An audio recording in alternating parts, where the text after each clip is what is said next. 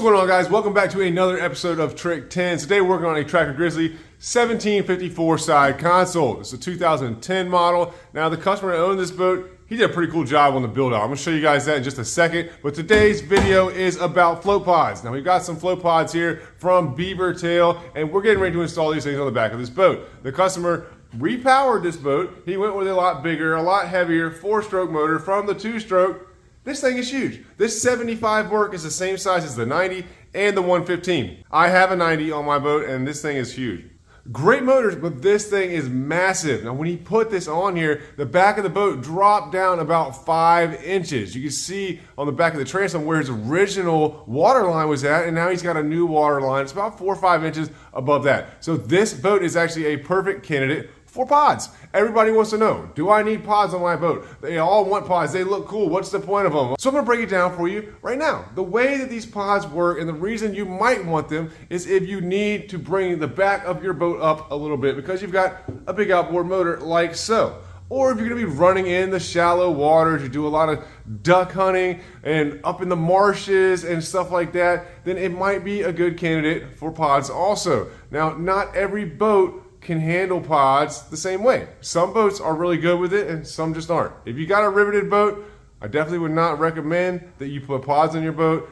Definitely need a welded hull, in my opinion, and the only way to put them on is to weld them. That's what we're gonna do with this rig right here. I'm gonna turn this camera around. I'm gonna show you guys this rig because he's got some cool stuff going on here. Then we're gonna get right into it. Let's get back to work. As you can see, this motor is just gigantic, man. Very, very big for a 75 motor. These are the pods we're gonna put on right here. Now the interior of this boat is done in like a tough coat rhino liner, and the customer did all this himself. So he obviously has some welding experience, but he doesn't feel comfortable welding those exposed seams on those pods in the back of his boat. But look at this deck, man. He did an outstanding job on this. Now, I always show you guys all the shit that people fuck up and I gotta come back and fix. Well, this is a good one. For once, we got something that came in here that looks good, and it's cool to show off stuff like this too. So keep it real, 100% both directions. He did a good job on this, the way he laid this out. I'm impressed. I mean, it looks like it's all one piece. Obviously, this is the stock live well that comes up in front of the console, but I mean, everything else is flush and neat looking, and wow, man, kudos to you, brother. You did a good job. I did ask him about this and how he made this, and he said what he did was there's a weld seam all the way around all these lids right here, and he didn't actually make the lids. He ordered these from Fish On Fabrication. They used to be out in Georgia, and he was telling me that they moved to Alabama, so I didn't even know that, but so he actually ordered the lids from Fish On Fabrication, and then he built all the framework and deck work. But I mean, dude did a stand-up job. Looks really professional. He's got a Minn Kota Ultrex up here. Look, he even made himself a little cup holder, plier holder. That looks sick. He did a good job with the deck though, man. I mean, that's pretty damn good for DIY. I'll give it to the guy. He's also built a little center console, and he added some hatches back here too. Dope rig, man. All right, so now it's time to get down to business. So we got 2 of these pods, and we're gonna put them right down here flush with the bottom, maybe up just a tad. And when I was holding it up here just to stage it and look at it, it had a gap in the bottom when I angled them up at the correct angle. So it's gonna be a little different. Instead of having to add a piece of filler on top with this one, we're gonna have to add it on the side and on the bottom. I don't think it's gonna be the end of the world, but it's gonna be a little bit different than some of the other installs we've done with the pods. These Beaver Tail pods, they look like they're pretty good quality. I mean, they got good looking welds on them. You know, nothing on them out of the ordinary. Seem like pretty good quality to me. I'm gonna clean the back of this boat up, sand around where these pods are getting welded on, and we'll get them going. Let's get back to work. Yeah, you gotta mark that. We're gonna cut it all out.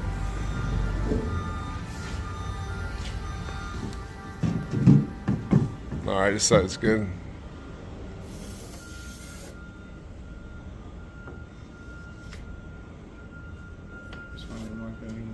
Yeah, that's all right.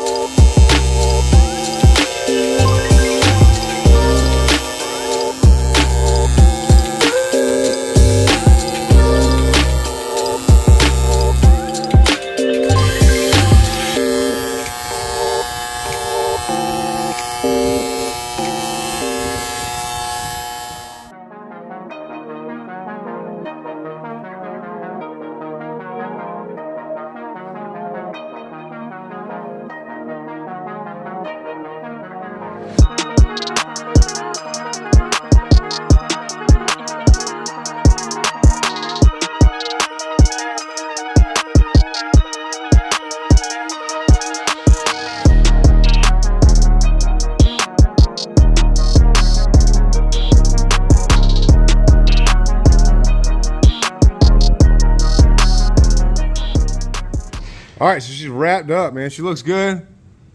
Nice, clean TIG welds all the way around this thing. Bottom turned out great. This was Austin's first chance at doing some pods, and he killed it. I mean, it was never a question of can he do it. It's just I wanted him to learn the process of doing it so he gets familiar with it. They turned out good, though. Look nice and straight. Definitely sick. Hopefully that will help him out, raise his back end up a little bit. You can see his old water line was down here, and that's where his new water line was at.